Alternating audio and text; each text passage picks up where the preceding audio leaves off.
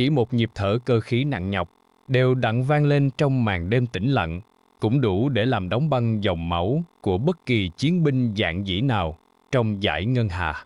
Không cần đến những lời đe dọa đanh thép, chẳng cần phô trương một hạm đội ồn ào, chỉ một bóng đen khổng lồ lầm lũi bước tới cùng tiếng gầm.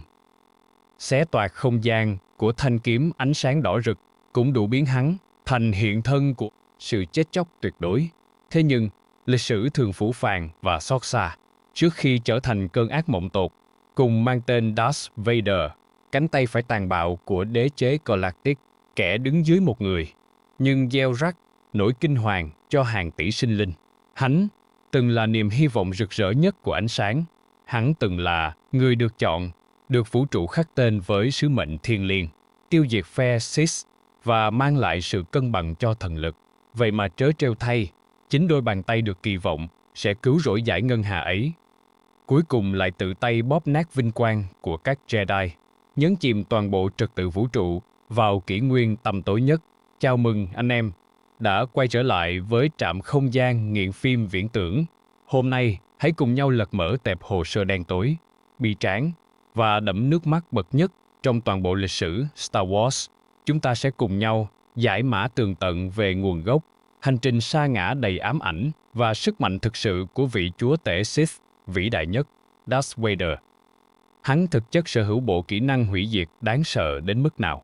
Điều gì đã bẻ gãy ý chí sắt đá của một kỵ sĩ Jedi huyền thoại, cùng khởi động bước nhảy siêu không gian và giải mã ngay sau đây? Để thấu hiểu căn nguyên của một con ác quỷ, chúng ta phải quay ngược bánh xe thời gian trở về cội nguồn của nó, tại hành tinh cát khô cằn và khắc nghiệt Tatooine, tại nơi tận cùng của sự nghèo đói và sự cai trị của luật rừng này. Anakin Skywalker không sinh ra trong lụa là gấm vóc, mà phải lớn lên dưới thân phận của một kẻ nô lệ thấp hèn. Thế nhưng, đằng sau bộ dạng lấm lem bùn đất của một cậu bé 9 tuổi, lại ẩn giấu một tiềm năng kinh hoàng, khiến cả vũ trụ phải chấn động. Khác với những đứa trẻ bình thường, Anakin sở hữu một mối liên kết bẩm sinh sâu sắc, đến mức dị biệt với thần lực. Dòng máu đang chảy trong huyết quản của cậu chứa đựng chỉ số midi-chlorian cao kỷ lục, vượt qua cả cột mốc 2 vạn, thậm chí còn áp đảo cả đại sư phụ Yoda huyền thoại. Sự ưu ái tuyệt đối của thần lực đã trao cho Anakin những năng lực phi thường ngay từ khi còn quá nhỏ. Từ đôi bàn tay thiên tài có thể lắp ráp, nên chú robot C3PO hoàn chỉnh từ những đống phế liệu bỏ đi, cho đến phản xạ siêu phàm, giúp cậu trở thành con người duy nhất có khả năng sống sót và vô địch trong những giải đua phi thuyền.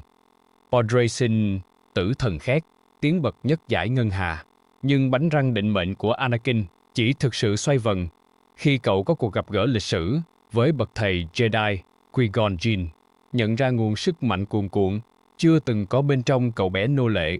Qui-Gon đã kiên quyết tin rằng Anakin chính là hiện thân của người được chọn, nhân vật huyền thoại được nhắc đến trong lời tiên tri cổ đại, với sứ mệnh tối cao, tiêu diệt hoàn toàn phe Sith tà ác và mang lại sự cân bằng vĩnh cửu cho thần lực, bất chấp niềm tin sắt đá của Qui-Gon. Khi Anakin được đưa đến diện kiến hội đồng Jedi tối cao tại Coruscant, những bậc thầy thông thái nhất lại cảm nhận được một luồng khí lạnh lẽo gai người. Dưới cái nhìn thấu tâm can của Master Yoda, những góc khuất tăm tối nhất trong tâm hồn cậu bé đã bị vạch trần. Phía sau tiềm năng vĩ đại vô song ấy là một trái tim chất chứa quá nhiều sự ràng buộc, một sự gắn bó đầy yếu đuối và nỗi sợ hãi tột cùng về việc phải đánh mất người mẹ thân yêu. Nỗi sợ hãi là con đường dẫn đến mặt tối, lời cảnh báo kinh điển và đầy ám ảnh của Yoda dành cho cậu bé ngày hôm đó không ngờ lại chính là bản án tử hình, định đoạt số phận bi thảm của toàn bộ hội đồng Jedi và cả dải ngân hà trong tương lai. Bước vào kỷ nguyên Clone Wars, chiến tranh vô tính, khốc liệt dưới sự dìu dắt của người thầy kiêm người anh em kết nghĩa Obi-Wan Kenobi. Tiềm năng của Anakin thực sự được bung tỏa mạnh mẽ. Không chỉ là một tay kiếm ánh sáng xuất chúng, anh nhanh chóng vươn lên, trở thành một vị tướng quân vĩ đại, một biểu tượng truyền cảm hứng cho toàn bộ quân đội Cộng hòa, với hàng loạt chiến công hiển hách. Thế nhưng, hào quang của những chiến thắng đó không thể che lấp đi một sự thật. Anakin luôn là một kỵ sĩ Jedi đầy khiếm khuyết. Anh bốc đồng, ngạo mạn, luôn coi bản thân cao hơn những quy tắc cứng nhắc của hội đồng và giải quyết mọi xung đột bằng một thứ cảm xúc mãnh liệt đến mức cực đoan. Vết nứt chí mạng đầu tiên làm sụp đổ hoàn toàn hàng rào đạo lý trong tâm hồn Anakin chính là cái chết đầy bi thương của người mẹ Shmi Skywalker, phẫn nộ, bất lực và đau đớn. Khi không thể bảo vệ người mình yêu thương nhất, Anakin đã buông thả bản thân, chìm đắm vào cơn khát máu và thực hiện một cuộc thảm sát tàn bạo đối với toàn bộ bộ tộc Tusken Raiders. Ngọn lửa của mặt tối, Darkseid, đã chính thức được châm ngòi từ khoảnh khắc bàn tay anh nhuốm máu, những kẻ tay không tất sắt. Cùng với đó, mối tình vụng trộm và cấm kỵ với thượng nghị sĩ Padme Amidala, một điều vi phạm nghiêm trọng nhất vào điều răn vô ngã của các Jedi, càng đẩy Anakin trượt dài trên một ranh giới đạo đức vô cùng mỏng manh. Bi kịch thực sự vây lấy Anakin khi những cơn ác mộng về cái chết của người vợ mang thai Padme bắt đầu ám ảnh tâm trí anh mỗi đêm.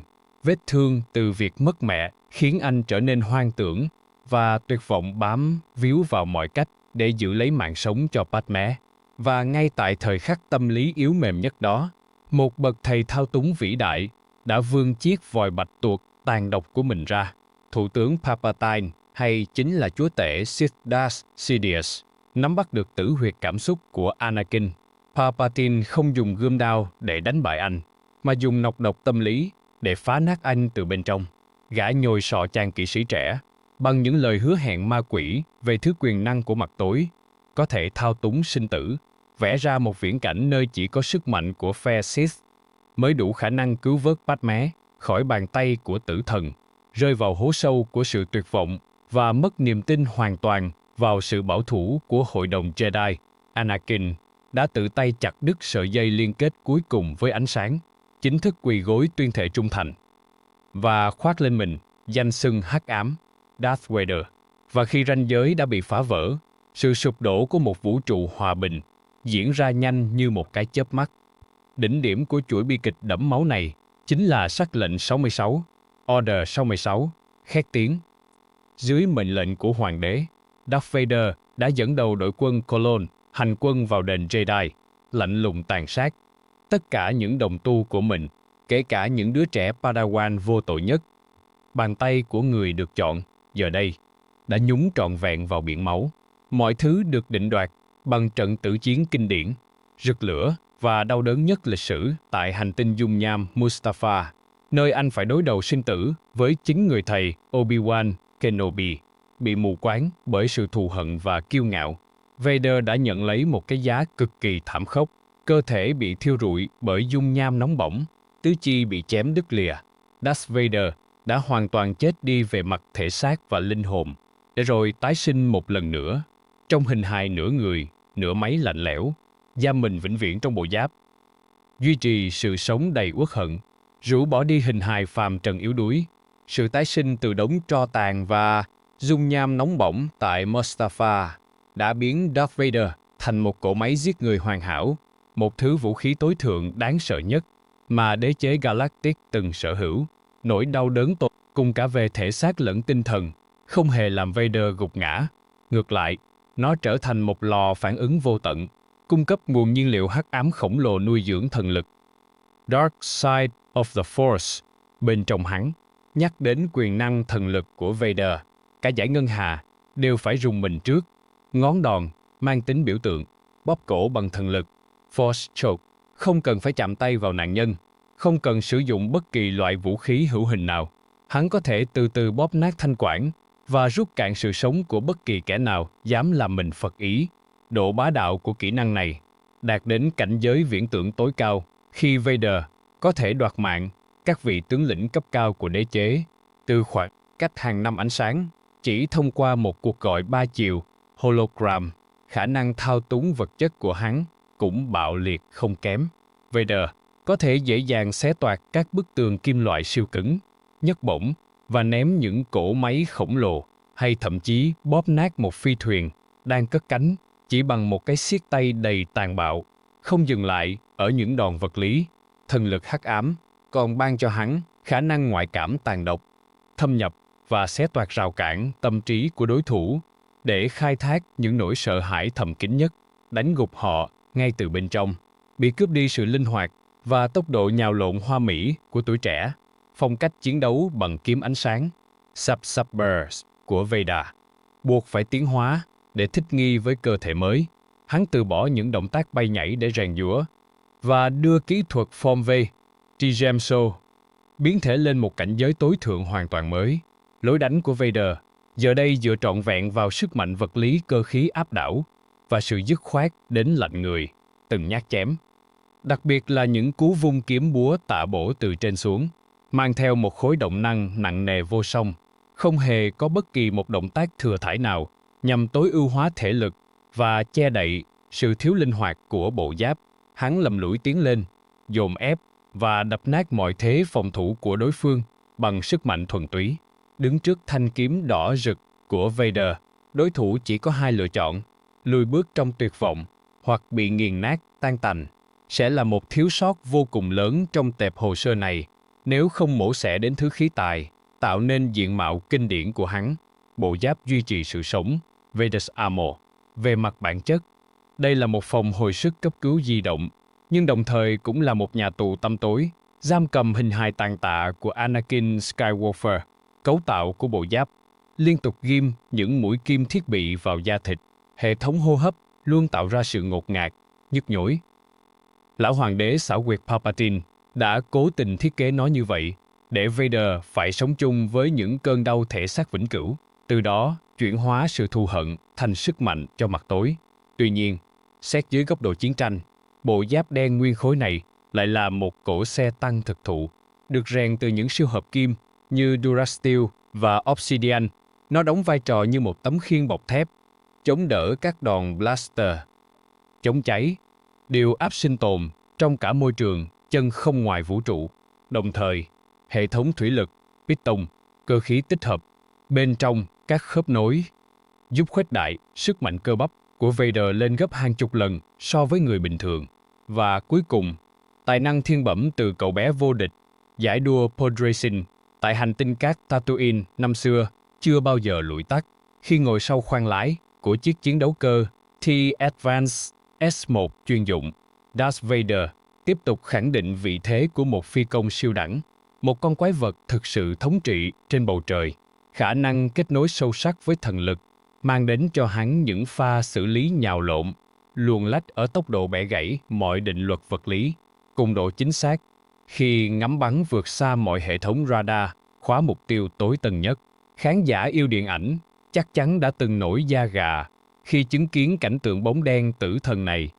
Chỉ với một chiếc chiến đấu cơ đơn độc, lạng lách giữa làn đạn rợp trời và làm cỏ sạch sẽ cả một phi đội bay tinh nhuệ của quân nổi dậy. Đó là minh chứng đanh thép cho thấy, ở bất kỳ chiến trường nào, dù là giáp lá cà hay không chiến giải ngân hà, chúa tể, Sith vẫn luôn là kẻ nắm giữ quyền lực tối thượng, định đoạt sinh tử. Khép lại quá khứ của một Anakin yếu mềm, Darth Vader bước lên vũ đài chính trị và quân sự của giải ngân hà với tư cách là đao phủ tối cao của đế chế. Nhiệm vụ đầu tiên và cũng là đẫm máu nhất của hắn chính là cuộc đại thanh trừng, càn quét không khoan nhượng mọi tàn dư của các Jedi.